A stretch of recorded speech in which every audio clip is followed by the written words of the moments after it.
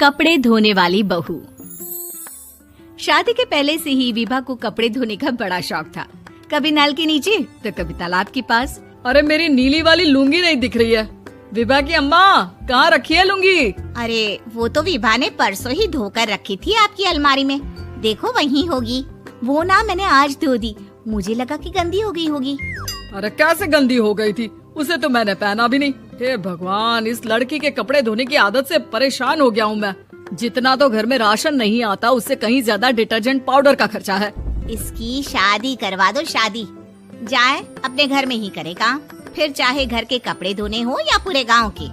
हाँ ठीक बोल रही हूँ, देखता हूँ मैं कोई लड़का। वो दिन भी आ जाता है जब विभा को देखने लड़के वाले आ जाते हैं। लड़की मुझे अच्छी लगी। होने वाली सास कहती है, बेटी अगर कुछ पूछना है तो पूछ लो।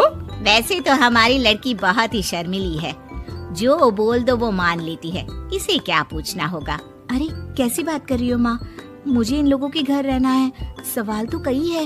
हाँ हाँ बेटा, पूछ लो ना, क्या पूछना है। आप लोगों के घर कपड़े कौन धोता है? सास का मुंह बन जाता है। देखो, अगर तुम ये कहना चाहती हो कि तुम्हें कपड़े धोने नहीं आते तो सुन लो, कपड़े मैं ही धोती हूँ, लेकिन तुम्हारे आ जाने के बाद मैं रुमाल तक नहीं धोऊंगी। अरे चुप रहना भाग्यवान, बहू बेचारी घर आई नहीं, उसे डराना शुरू कर दिया। वो क्या है ना बिटिया, अभी तक तो ये कल्लू की माँ ही धोती थी, लेकिन अब तुम्हारे पापा तो दहेज में वॉशिंग मशीन देंगे ही। तभी विभा की माँ बोल पड़ती है, सवाल भी पूछा तो क्या। वैसे भाई साहब, मशीन की तो फिर भी कपड़े धोने की कैपेसिटी होती है। मतलब जो बिटिया दे रहे हैं ना विभा, इसे कपड़े धोने का बहुत शौक है। ये आप लोगों के क्या, आस पड़ोस गांव मोहल्ले सबके कपड़े धो दे और उफ तक ना करे। बाहर देखा नहीं आपने कितने कपड़े सूख रहे हैं, सब हमारी बिटिया ने ही तो धोए हैं। बस भी करो ना माँ, शर्म आ रही इतनी तारीफ सुनकर। और तो और एक दाग निकाल कर दिखाओ तो मान जाऊँ। हाँ अच्छा, माफ करना बेटा, मैंने गलत समझा। हमें तो रिश्ता बहुत पसंद है। और ऐसे जुड़ जाता है रिश्ता कपड़े धोने का शौक रखने वाली विभा का। उसकी शादी हो जाती है कोयला फैक्ट्री में काम करने वाले कल्लू के साथ। शादी के बाद अचानक विभा चिल्लाती हुई सास के पास आती है। सासू माँ, अरे सासू माँ कहाँ है आप? ये तो धोखा है, धोखा दिया आप लोगों ने मुझे। इसे ससुर के चक्कर के बारे में पता चल गया। अरे तो उसमें तुझे क्यों धोखा मिला है? अरे नल में पानी नहीं आता, कपड़े कैसे कब धुलेंगे?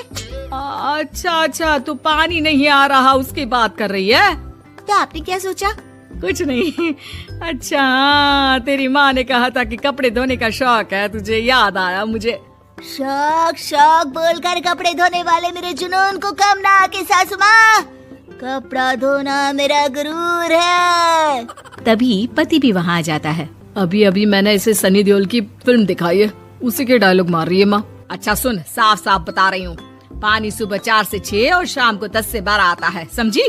विभा टाइमिंग सुनकर हैरान हो जाती है। ये क्या भूतों का मोहल्ला है?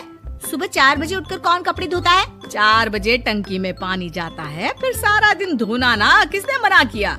अरे कैसी बात कर रही हैं? 200 लीटर की टंकी में कितने कपड़े धो लूंगी मैं, सुबह ही उठ जाऊंगी मैं। अब क्या था, विभा सुबह 4 से लेकर रात के 12 बजे तक कपड़े ही धोती रहती। एक रोज सास पड़ोस से निकलकर कहीं जा रही होती है कि साथ वाली कहती है, हाँ कल्लू की माँ, जरा ये बताओ कि 2 साड़ी है, 2 ब्लाउज और एक पेटीकोट और एक नाड़े वाला लंबा कच्छा। हाँ तो? अरे तो क्या, कितना लोगी धुलाई ये बताओ। धोबन दिख रहे हैं हम क्या? हमारे पति सरकारी नौकरी से अभी रिटायर हुए हैं और बेटा सुपरवाइजर है कोयला फैक्ट्री में। धोबन समझ रखा है हमें?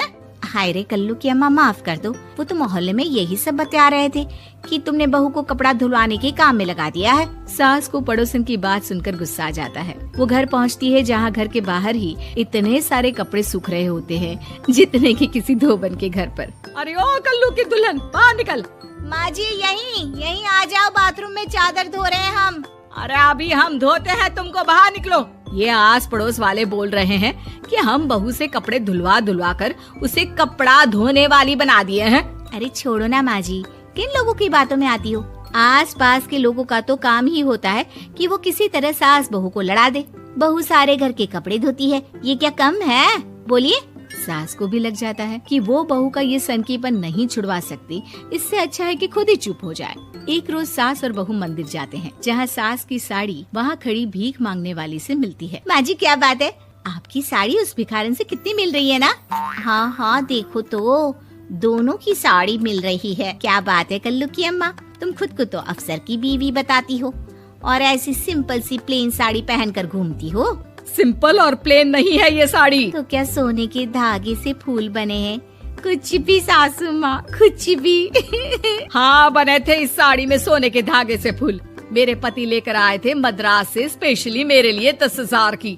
ताहे भाई साहब इस भिखारन के लिए भी सेम टू सेम साड़ी लेकर आए होंगे 10,000 की।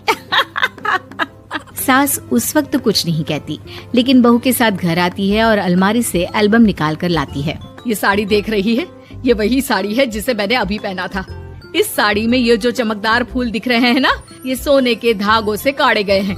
लेकिन तू लोकल वॉशिंग मशीन ब्रश से घिस घिस कर सारे फूलों को निकाल कर साड़ी प्लेन कर दी। मुझे माफ कर दीजिए सासू माँ। और तो और, जब मैंने तुझे तेरी गलती के लिए कुछ नहीं कहा, लेकिन तूने तो सबके सामने मेरा मजाक ही बना दिया। क्यों? बहू को समझ में आ जाता है कि अब से उसका कपड़े धोना बंद।